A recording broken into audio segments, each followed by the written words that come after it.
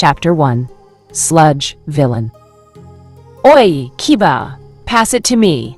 a blonde-haired boy yelled. Listening to his call, Kiba kicked the ball at him. It looked like it was going to go out of bounds. It had been kicked way too high up in the air. However, the blonde-haired boy crouched and suddenly launched himself in the air.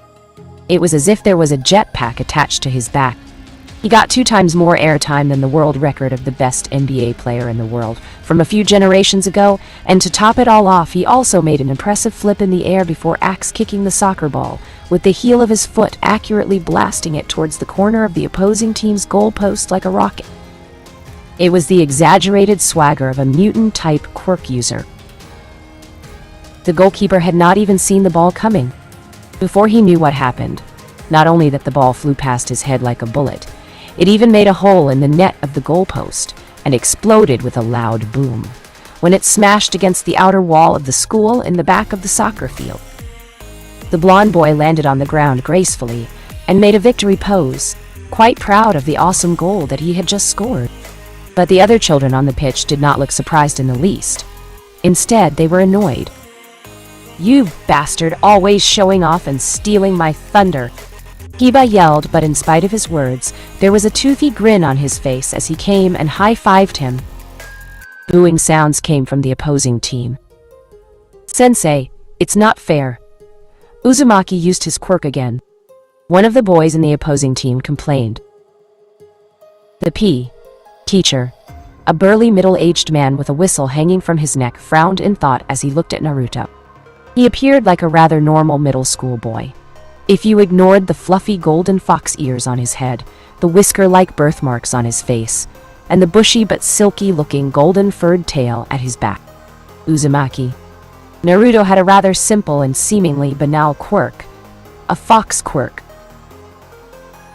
In the early days of the apparition of quirks, animal-type quirks were not seen as very formidable, looking rather tame compared to emitter-type quirks that could create explosions, release electricity, summon tornadoes, and so on so forth.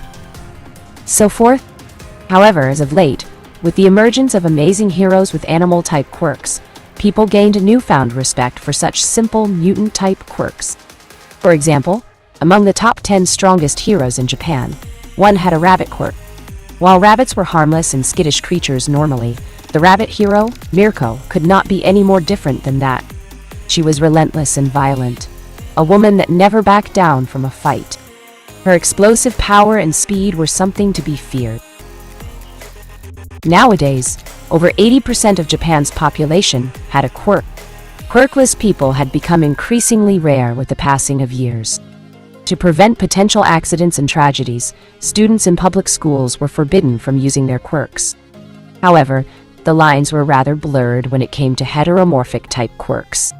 Generally, mutant types did not have to activate any sort of power to enhance themselves. They were physically superior by nature.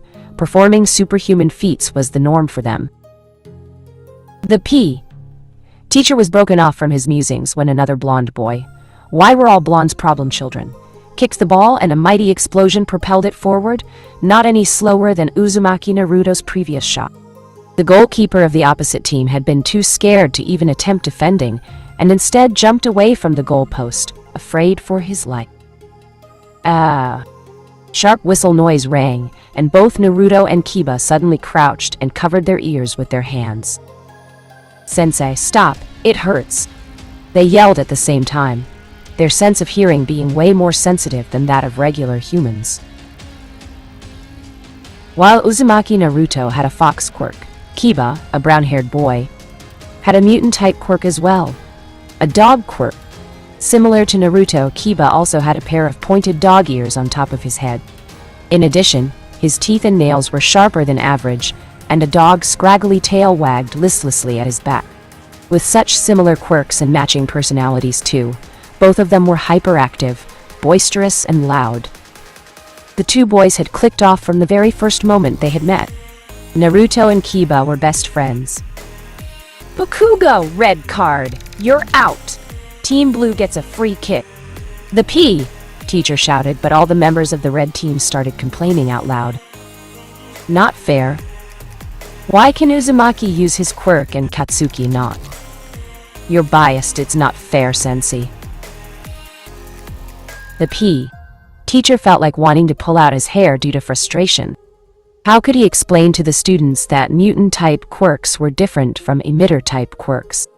It was indeed unfair, but such was life too. The only way to stop people with mutant-type quirks from using their strength and natural advantages, imagine a four-armed man for a goalkeeper, was to ban them from playing completely. But that would lead to the opening of another can of worms, discrimination, which was even worse. Allowing everyone to use their quirks was not an option either, because it would completely sideline quirkless people. 2. No matter how one went about it, a particular group would be disadvantaged. Banning emitter-type quirk users from using their powers was the most fair option there was. In the end, the match did not get a proper finish, as it devolved into a huge argument between students and the teacher, with the principal being forced to intervene in order to put a stop to it. Teach. The soccer championship was cancelled this year too. To heck with that. They should just let everyone use their quirks. We'd still kick everyone's butts, the fox-like boy said as he walked on the sidewalk while juggling skillfully with a soccer ball. But of course, we're the strongest in the whole school. Why is the school catering to all these losers with useless quirks? Kiba said in annoyance. Oi, that was mean. Izuku here doesn't have a quirk at all, Naruto said. The boy in question stammered and waved his hands as if to say he doesn't mind it, but Naruto put his hands on his waist and said, Listen, man, you gotta have more confidence. You can't let people walk over you like that. Stand up for yourself. If you don't punt dog breath when he goes out of line, he'll never learn his lesson. What was that, cunt? I'll kick your ass. Kiba yelled, and a growl-like sound came from him. Easy for you to say that when you have such an amazing quirk, Izuku murmured. He was a short and rather scrawny boy with wavy green hair and a timid-looking freckled face. Izuku had spoken quietly enough that regular people would not be able to hear his words, but the two boys next to him just happened to have an extremely sharp sense of hearing, among other things. Even if you can't do something by yourself, you should rely on your friends a bit, Naruto said with a grin, and threw his arm around Izuku's shoulder. That's what friends are for. We help each other. I still haven't forgotten how you helped me pass my maths term exam. If it weren't for you, I would be stuck in cram school now. The green-haired boy smiled shyly at Naruto's encouragement. That's right. You might be quirkless, but you're our friend, Kiba said in agreement, and punched him lightly in the shoulder. And if that exploding blonde bastard tries to find trouble with you again, just tell me. I will beat the crap out of him every time he tries to bully you. There's no need for that. Katsuki is leaving me alone these days, Izuku said, and showed a big smile. While the three boys were in the same year, Naruto and Kiba were not in the same class as Izuku. Izuku and his bully Bakugo were in a different class. After Kiba and Naruto took Izuku under their wings, Bakugo had tried to find trouble with Izuku for betraying their class and siding with the enemy. Bakugo had an intense rivalry with the amazing duo of fox and dog quirk users from the other class. In truth, Bakugo could not care less about his class. It was just a pretext he found to mess with Izuku. All that repressed anger and annoyance at not being able to defeat Inuzuka Kiba had to be vented somewhere. And what better choice of a target than a quirkless boy that could not defend himself? However, things did not end well for the bully. Once Kiba found out about it, in a fit of anger, he jumped on Bakugo the next time he saw him, and proceeded to beat him so badly that even his mother had trouble recognizing his face. That day, Inuzuka Kiba had claimed the position as the top dog in Aldera Junior High. Kiba got suspended for 2 weeks for that stunt. Bakugo's mother had even tried to press charges, but she dropped the matter soon after because altercations between teenagers with quirks were far too common these days. Seeing as her son had not suffered any lasting trauma from the incident, it would be difficult for her case to find any success in court. Regular teens had always been a volatile mass of emotions, pride, and more energy than they knew what to do with it. Adding superpowers into the mix was a recipe for disaster. For example, only a few days ago, a teen boy had stolen someone's bag, and when he was found out and cornered, he went out of control. Transforming into a giant humanoid monster, he started to wreak havoc. The incident made it to the local newspapers. As the three boys walked home together, they kept talking and joking around happily. Eventually, they had to disband their merry little group, seeing as they lived in different areas of the district. As Naruto walked home, he continued to play with his soccer ball. Sometimes he would run at the passers by coming from the opposite direction, startling them, only to do a rainbow soccer trick, kicking the ball with his heel from the back over his and his opponent's heads before rushing past them. Sometimes people would get annoyed with him, but most of them would usually just smile helplessly at him. After years of witnessing his shenanigans, most of the people on that street had become familiar with the energetic fox-like boy. Right as he passed by a playground, the younger kids that saw him with the ball quickly rushed out and crowded around him. "Naruto Niwai-san, show us some cool tricks," they all yelled enthused. As per usual, Naruto did not ignore their pleas. He loved showing off his soccer skills. Alright, just gimme some space, yo," he said, and entered the playground with his ball. With the kids moving a bit back and making a circle around him, Naruto grinned at them and put his foot on top of the ball.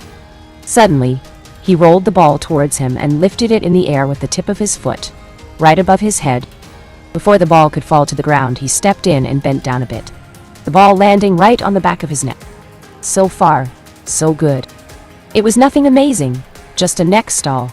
Any other soccer enthusiast could probably do that. It was what followed that made the kids all break into loud cheers.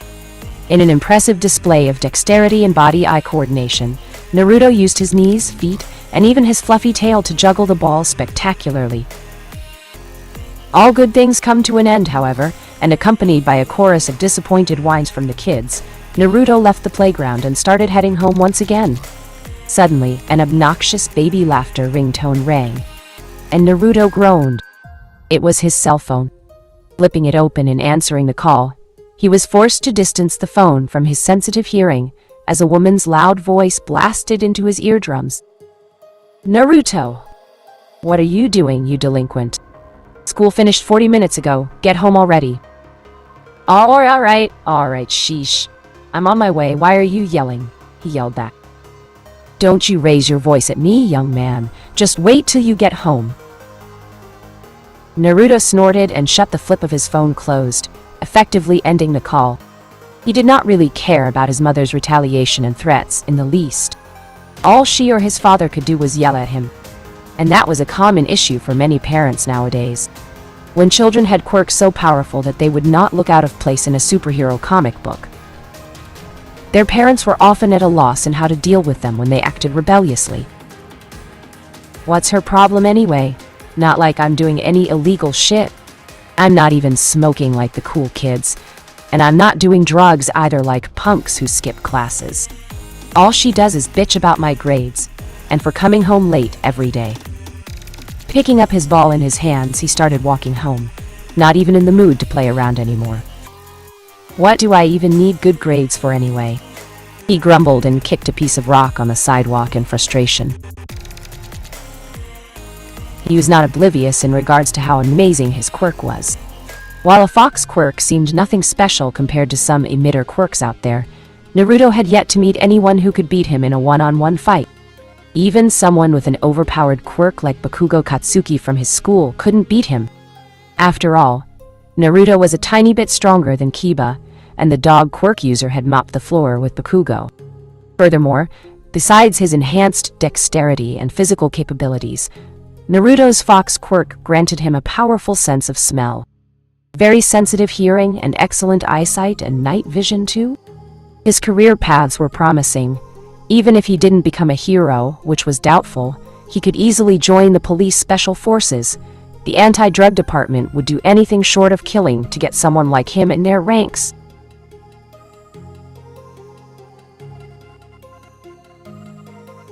It was while he was having these thoughts that something had all of a sudden slammed into the crown of his head and he toppled over, the sight in front of his eyes darkening. So disoriented and shocked he was that he didn't even register the pain for a moment. He didn't understand what was happening. But 2 seconds later, pain exploded from his head. It was as if someone had cracked his skull open with an axe as a mind-splitting headache made him break out in cries of pain as he held his head. The wet and sticky feeling on his hands let him know that he was bleeding and bleeding profusely at that. Even as his eyes were tightly shut as he tried to cope with the insane amount of pain, his sensitive fox ears picked up the sound of liquid flowing close by. His eyes opened in shock when he felt his body getting engulfed by a wet and disgusting feeling. "What? V?" he cried out, but the green mass of mud and goo that had suddenly entrapped him took that chance to cover his mouth and nose, muffling his yells of fear. Instincts took over and the boy started fighting desperately for his life. His nails lengthened into claws and his body began spasming and squirming as he kicked and scratched at the mass of goo with everything he had. However, his struggle accomplished nothing except making him burn oxygen faster. With the green sludge covering his mouth and nose, he could not breathe.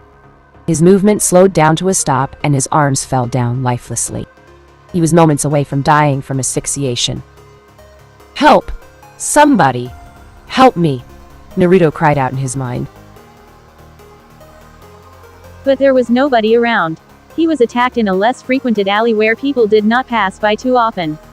To top it off, his attacker had muffled his cries and subdued him too quickly for anyone to hear his struggle. His sight went pitch dark as his eyes rolled in the back of his head. He lost consciousness. In a minute or two, he would die. It is said that moments before dying, people see their lives flash before their eyes. But what played at the front of Naruto's mind were not memories of his life. They were the memories of a different person. An orphan and a lonely boy who pulled all kinds of pranks and annoyed the hell out of everyone just for them to notice his existence. A boy who could make clones of himself. Someone whose creed was to never give up and never go back on his word. Someone who fought against a godlike man who had annihilated an entire military city by himself. Someone who had even become strong to fight on equal grounds against a goddess. That someone looked eerily similar to him. He had no fox ears and no tails either, but everything else was too similar for it to be a coincidence. The same blonde hair, the same baby blue eyes, the same 3 pairs of whisker-like birthmarks on his cheeks, they even had the same name. It was him, an incredibly powerful version of Naruto Uzumaki from another life, from another world. The sludge villain chortled to himself. Lucky, lucky, Sue lucky. He had never expected to escape after All Might had defeated him and sealed him in a plastic bottle. And not only that he had escaped, but the bottle he had been sealed into also happened to crash into the head of a passing-by boy with a Fox Quirk. Disoriented and wobbly from the powerful hit, the boy had been knocked down, unaware of his surroundings for a moment. The fact that he had not been knocked out cold was a testament to his toughness. But with him momentarily out of it, the sludge villain had to spend next to no effort in capturing the boy. A Fox Quirk. Not the best, but not bad either. The villain hummed in glee as the mud his body consisted of started to flow through the boy's mouth. He was going to take over him, to possess him. Suddenly, a shrill scream of agony erupted from the sludge villain as a glowing chain of light burst from the boy's spine and impaled the green goo around him. "What's happening?" the villain screamed in incomprehension. His mud-like body offered him a degree of resistance against physical attacks that almost bordered immunity. He could not be harmed even by bullets, much less by some pointed chain. However, his train of thought ceased when another golden chain burst from the boy's back and stabbed into the mud, making the villain scream himself hoarse from the pain once more. Terror engulfed the sludge villain's mind, and the shadow of death crept into his heart. He had to get away. He didn't understand how could he be wounded so severely by some chains, but he had a feeling that if another 1 or 2 of those chains impaled him, he would perish. But right as the mass of green goo crawled out of the boy's body and tried to scurry away, 2 more golden chains burst out of the still unconscious boy's back and rose high up in the air. A dome of golden light had suddenly come into existence, and when the sludge villain tried to pass through it, much to his shock, the mud making up his body dried up and solidified on contact. He lost control over his body, and that portion of solidified mud broke away from him. Further thought regarding that anomaly ended, however, as the sharp and pointed ends of the 4 golden chains that created the chain dome had suddenly stabbed into his body. The sludge villain could not even find the strength to voice out his frustration and unwillingness to die. Even as the last portion of his body dried up and broke into pieces, his last thought was one of disbelief, unable to accept or understand how, after escaping from the hands of the number 1 strongest hero, he would die at the hands of some nameless 14-year-old boy. And this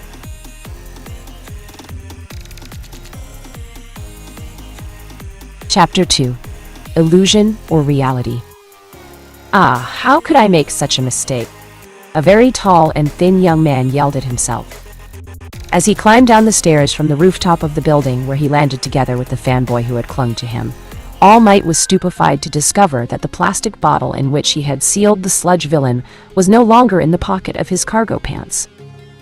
That rush of frustration and exasperation was so intense that it made him slightly dizzy, and he had to stop momentarily to not puke blood again. I can't even go searching for him anymore. I've reached my limit for today.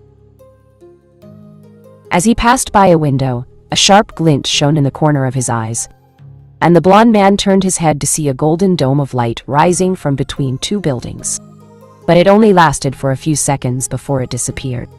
However, the aftermath deeply startled him as he saw the 2 buildings that the dome of light had touched started tilting towards each other. It looked like that golden dome of light had damaged the outer walls of the buildings. Color drained from his face, and in spite of the great harm he was doing to his body by forcing himself to go back into his muscular form, after having already reached his limit, All Might smashed his way through the window and launched himself towards the scene.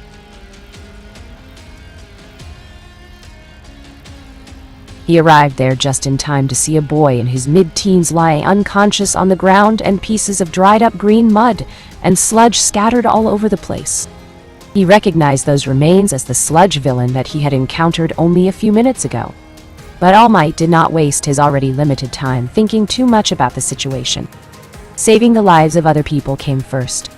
Scooping the unconscious boy in his arms, he quickly jumped into the collapsing buildings to save the rest of the people trapped within. Fortunately, All Might was not the only hero that had arrived at the scene speedily.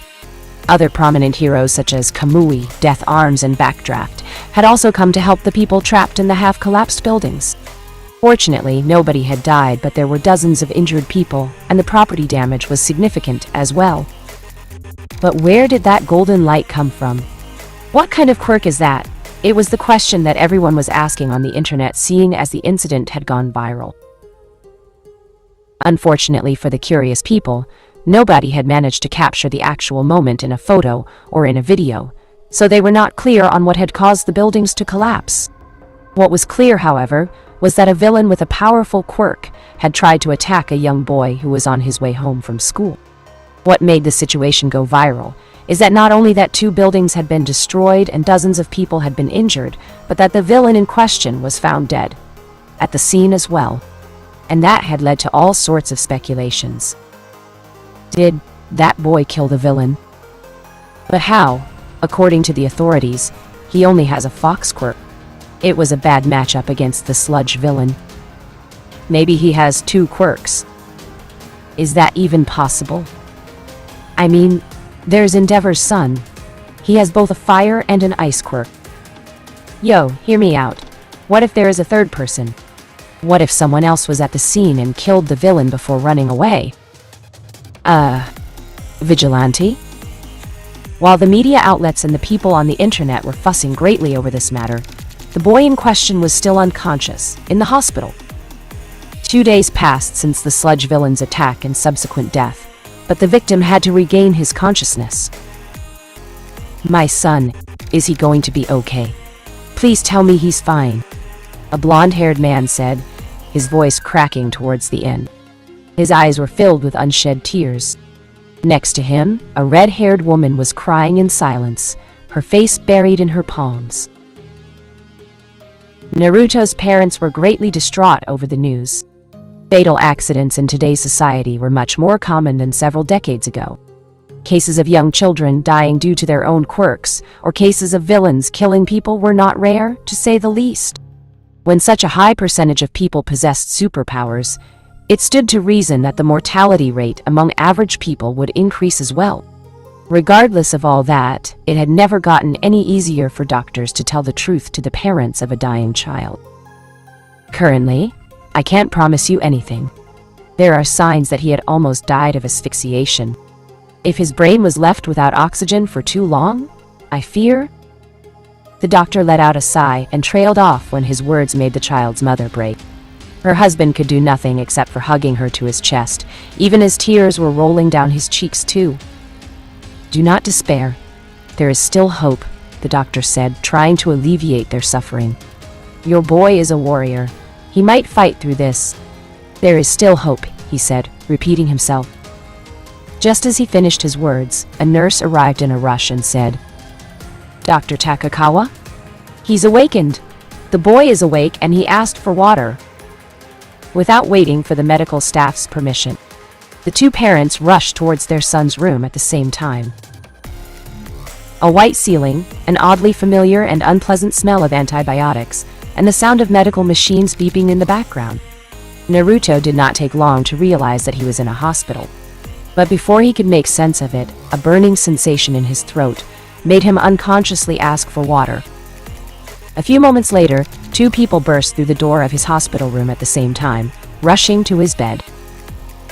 Blonde, spiky hair, fair complexion, blue eyes, a thin build and a kind smile on his face. A face that looked so similar to his. It was none other than Minato Namikaze. "Father," he croaked. Suddenly, a curtain of red hair obstructed his view as a woman threw her arms around him, hugging him for all he was worth and soaking the crook of his neck with her tears. "Mother." Outside of his will, his eyes teared up, and he started to cry as well. He had never thought he would one day see his parents alive. He had seen their chakra remnants and the reanimated corpse of his father during the war. But they had not been alive. Not like now. "Naruto! My son! My dear Naruto!" Kushina could not stop crying. Minato too sat on the edge of the bed and patted his head, while trying to stop his own tears from flowing. The nurses and the doctor on the side found their own eyes getting wet too at the emotional sight of the reunited family. However, at that moment, a sudden thought cut through Naruto's heart, like a searing hot blade. This is a lie, only an illusion. He could still remember it as if it had happened yesterday. He could still vividly recall the rabbit goddess Kaguya killing Sasuke and then pulling out the bijou from his body. He could still vividly remember the god tree's branches wrapping around him and the blood-red moon shining ominously in the sky. He started to cry even harder as his arms wrapped around his mother's back, embracing her as if it was the last time. But after a few moments, his hands came together and his fingers formed a ram seal. "Kai," he whispered. However, nothing happened. "Kai," he said, this time speaking out loud. Kushina lifted her head and looked at him in worry. "What's wrong, honey?" Naruto closed his eyes and sobbed in silence. "This isn't real. None of this is real. Only an illusion to trick me. An illusion of the life I've never had," he said. Admitting those words out loud caused him untold amounts of pain. "What are you saying, dear? I'm real. I'm here," Kushina said, starting to get scared of what her son was saying. Even if it was only an imaginary world, an illusion, Naruto could not help his tears. "I love you, Mom." Looking up at his father, he told him too. "I love you, Dad. I wish I could stay here forever. I wish I could be with you forever." He could not continue as he choked on a sob. "But I can't. This isn't real." He put his hands again in a ram seal and shouted, "Release Kai!" Alerted by the boy's shouts, the doctor and the nurses pulled away Minato and Kushina from his bed. Even as Naruto started to shout in desperation as if he was trying to break a spell, one of the nurses came with a syringe and injected a serum into his neck. In but a few seconds, the boy's agitation disappeared, and he closed his eyes. A few moments later, he fell asleep. 2 weeks later, "Come on, man.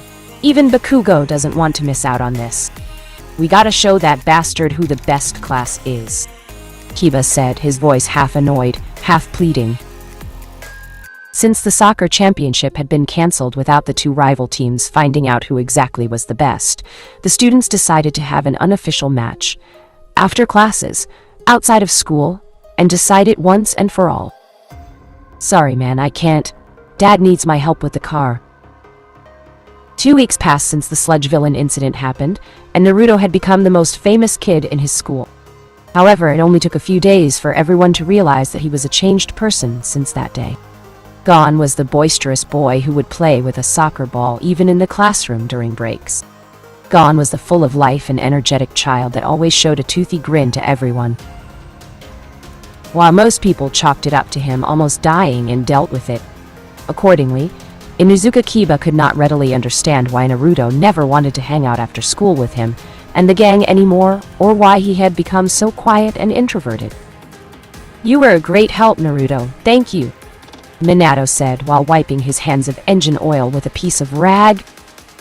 "I didn't do much, only gave you some wrenches and screws," Naruto said with a bright smile, visibly happy at his father's compliments.